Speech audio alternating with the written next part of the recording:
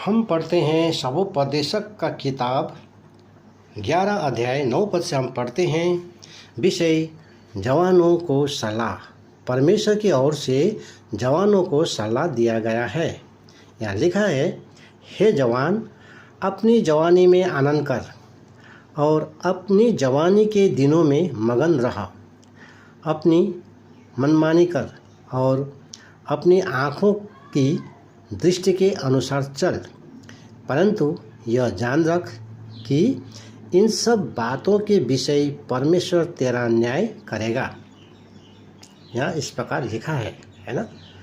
अपना जवानी जीवन में आनंद कर, है ना, मगन रह, अपनी मनमानी कर, है ना, और अपनी आँखों की दृष्टि के अनुसार चल, परंतु है ना, यह जान रखना है कि यह सब है ना विषय में परमेश्वर न्याय करेगा, है ना।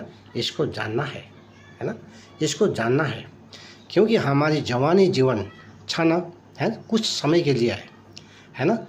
ये जवानी जीवन कुछ दिन के लिए ही है, तो फिर हम है ना, फिर बुढ़ा तो हो जाएंगे, है ना, बुढ़ा हो जाएंगे। फिर कुछ दिन के बाद तो इस दुनिया संसार को है ना छोड़कर यहाँ से फिर हमको रवाना होना है। जहाँ से हम आया वहाँ हमको जाना ही है, और सृष्टिकर्ता परमेश्वर के सम्मुख हमको झुकना ही है, घुटने के बल हमको गिरना ही है, और एक एक हिसाब हमको वहाँ है ना, एक एक हिसाब हमको देना ही है ना। इसीलिए इस बात का हमको है ना ख्याल करना है। 10 पद में लिखा है, अपने मन से खेद और अपने देह से दुख दूर कर, क्योंकि लड़कपन और जवानी दोनों व्यर्थ है ना। लड़कपन और जवानी जीवन दोनों क्या है, व्यर्थ है ना।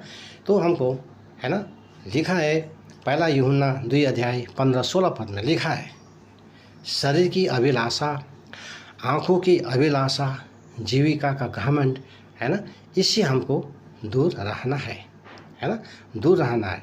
अगर इससे हम नज़दीक रहेंगे, इसके सम्मुख रहेंगे, तो परमेश्वर का प्रेम से हम दूर हो जाएंगे, है ना। क्योंकि संसार से मित्रता करना परमेश्वर से दुश्मनी करना है। याकूब 4 अध्याय 4 पद में लिखा है।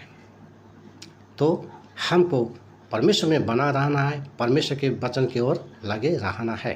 तो हम पढ़ते हैं 12 अध्याय 1 पद में लिखा है, अपनी जवानी के दिनों में अपने सृजनहार को स्मरण रख, इससे पहले कि विपत्ति के दिन और वे वर्ष आए जिनमें तू